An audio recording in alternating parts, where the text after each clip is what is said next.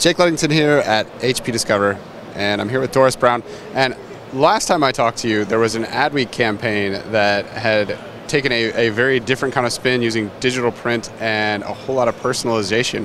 And apparently it was so successful that Adweek decided to do another personalization campaign. And so I'm gonna have you walk through the pieces of that and what they did, and and then the products out front here highlight some of the other kinds of personalization. Absolutely, absolutely. Last time we talked, which was the last Discover in Vegas, the magazine had just dropped, and after it dropped, Adweek informed us that it had outperformed their best supplement 4 times over. So they asked us to do it again. So we talked to some of our better clients, got some great case studies, and actually last week, the newest Adweek dropped, which was November 18th, and as you can see, we took over the cover, and it calls out a very simple message. It's time to rethink print, and it's really challenging people to think differently about print execution, not the traditional method that was going on, but more of the engaging capabilities of digital print and being able to version and personalize and really use some of the most amazing techniques that are available now in our suite of products that we make available from the Graphic Solutions business. So the first thing we did was, last time we took a little bit more tactical approach to it in just getting the message out. This time we actually did some amazing techniques. It came as an insert, so when you received the piece in the mail, you got it polybagged, you got a supplement inside of it, and then you got the magazine.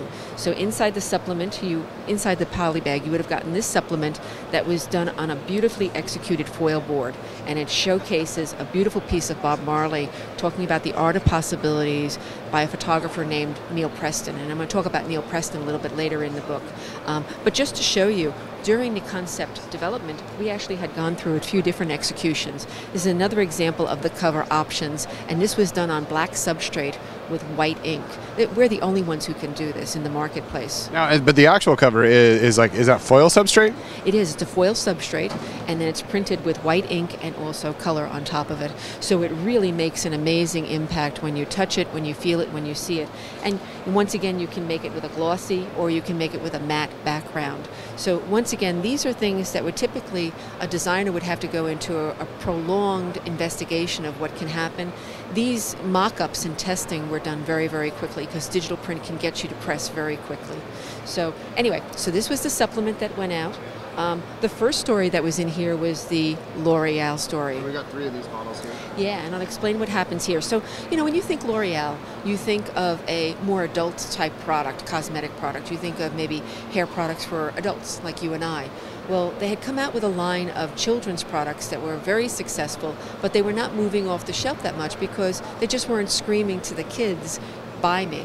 So they partnered with Pixar, and the first series of packaging was materials that were done with Toy Story. So each one of the characters were done on it, and they were done with digital print.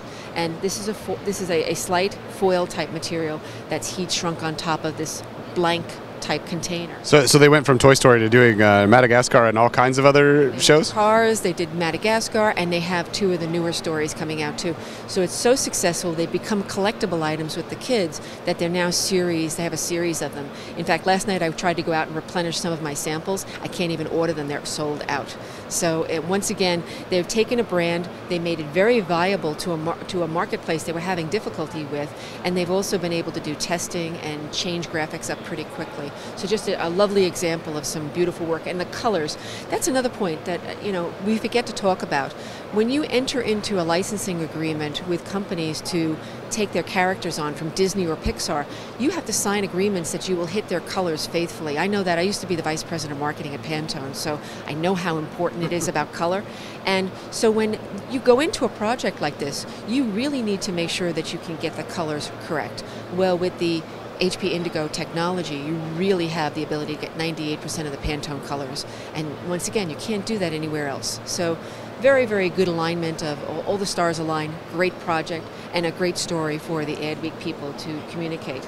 The next story that was in here was this little guy, Pepperidge Farm. Most of us know Pepperidge Farm as children. Our parents gave it to us. It's a very popular thing in at least the United States. So what they did last Thanksgiving was they made it available that you could go online, upload a photograph of your child. Well, I uploaded a photograph of a dog. But you upload a photograph of a child, and then you put a little message on the back of it. You order 36 as a pack, and you hand them out as like birthday party favors. You can also do it for different type of celebrations, different types of events. But it's just another way that this brand is using personalization to become more attached to their customers, to become more personal, have a personal conversation, and to build brand awareness. So that's another story in the Adweek drop. Another story was from Moo, the business card company. If you're not familiar with them, really great thing. You can go online, order business cards, and every single business card can have a different image on it. It's up to your choice. Every single business card can have a different message on it, and it's affordable. So these are the things that, when you look at companies like this, they're taking a printing technique, which is business cards, and reinventing it, where now it's cool, now it's hip, different sizes, different textures, and they have some amazing things. So they're a great company to go take a look at. Next story was Chrysler. Chrysler's doing some wonderful work where once you go to their shop, their franchise, and you investigate a car, they will send you a brochure with the car that you were looking at, in the color that you were looking at, with the interior decorations that you were choosing, also any kind of the options, and then also have specific information about what services and what type of options are available from that franchise to you. So what they're doing is using digital print with traditional print combined to create a very great franchise piece. It's not just a mass marketed piece that are just left at the brochure at the dealership for them to hand out. This becomes something of value to the franchisee, because now it's positioning their value in the value chain proposition to the customer. So once again, another great story. One here is Sapporo.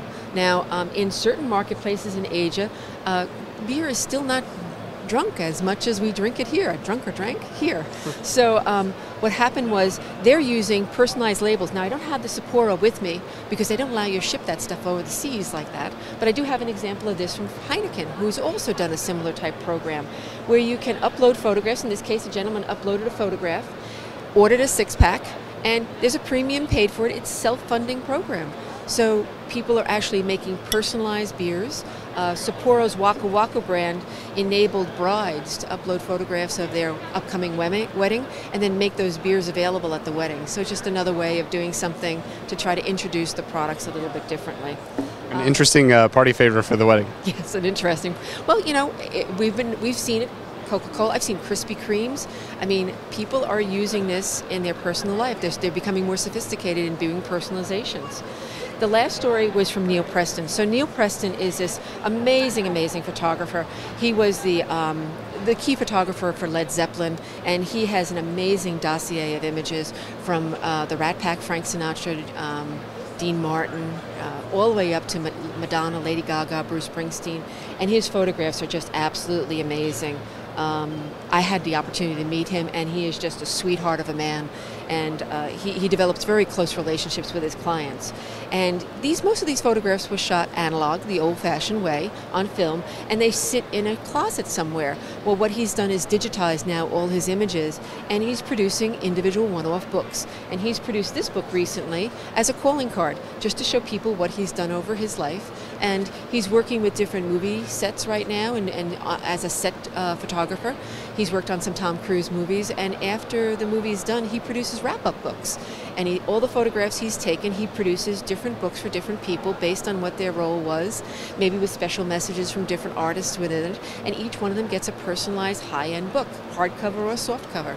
So in this story, Neil talks about how digital print is really giving his imagery a whole new life in a digital world. So once again, just another great story application. And I think the thing that we had talked about last time and is still true is that all of this customization is possible at a fraction of the cost that it would traditionally cost, because typically you're doing a print setup and it's one run for thousands of copies, versus this where particularly like there's not as much personalization in these because they kind of went over the top of the personalization the first time around. This is more subtle, but it's personalized to you rather than it being just kind of a generic piece. Correct. We're starting to do work with the education system and really looking into research about how people learn and how children learn, and the studies are showing that they're gaining more information from physically printed material than tablet-type devices or laptops. And what we're doing is we're actually bringing all the knowledge that we bring from physical product executions into that environment and really doing some amazing things in convergence, where the books that are being produced work with tablet tools and they improve the knowledge take back from the students. So all of this stuff here works. We know one thing, all the studies show that people love physical, tangible things. I think there was a recent study that I read that talked about how 45% of the people still prefer getting something physical.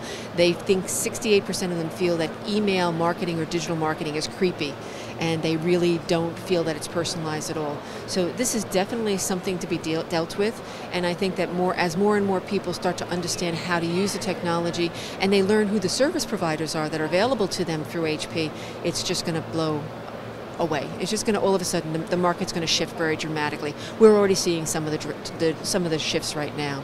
Maybe a renaissance in printing? I believe there already has started. I mean, just look at the business cards that I talked about earlier. Another example that I wanted to share with you is, and this is a good example of how it's turning. So Coca-Cola.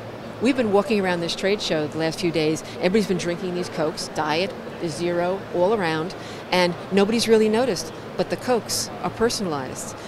This past year, Coke ran a campaign called Share a Coke in different countries. They produced over 1 billion pieces. They took the top 150 names in the countries they ran with and put them on the Cokes, and then had an online campaign called Share a Coke. And what happened was people would go to the store, they would see their name or their friend's name, they would grab the bottles, they would then snap pictures, send them to their friends, and it was a whole Share the Coke. Now, the reason behind why they did this was in some of the market research they had done, they identified that teenagers, or tweeners as we called them, were not aware of Coke products or hadn't been drinking Coke products because they were brought up with different types of products. That's an important shift or issue for generations. Yeah. So Coke wanted to re-engage with the younger generation, show them that the product was good, was viable, was aware, and how they did that was by putting names on the bottles and then creating a social media campaign around it. And they actually outpaced their competition in 2 countries within 1 month just by running the campaign.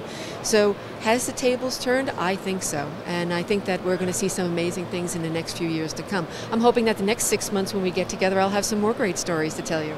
This is fascinating. I think it's great to do a follow-on and see that, yes, the campaign was not only successful, but it was so successful they wanted to do it again. Yeah, and once again, we've been building a lot of knowledge and a lot of inspirational material. So if any of you watching this video are interested in learning more about these campaigns or the campaigns from the first one, go to hp.com/go/discover digital and take a look at all of these campaigns in their beauty. We talk about what the challenges were, we talk about what the strategies were in doing a campaign, and then we talk about the results. In many cases we'll actually show real physical numbers of what the results were. In the case of the Smart Car campaign, they saw like 27% increase in their car sales in Paris. I mean, that's amazing. And in some cases we'll talk about lessons learned with some of these companies about how they had to change their technologies. Coca-Cola worked with us very aggressively in building this red, and we actually helped them so much that they reformulated their red in the traditional offset lithography world. So this is an evolving project, these are evolving programs, and I think the best-in-class companies are really understanding that this gets them out in front of their customers and creates a new brand loyalty with them. I think it's great.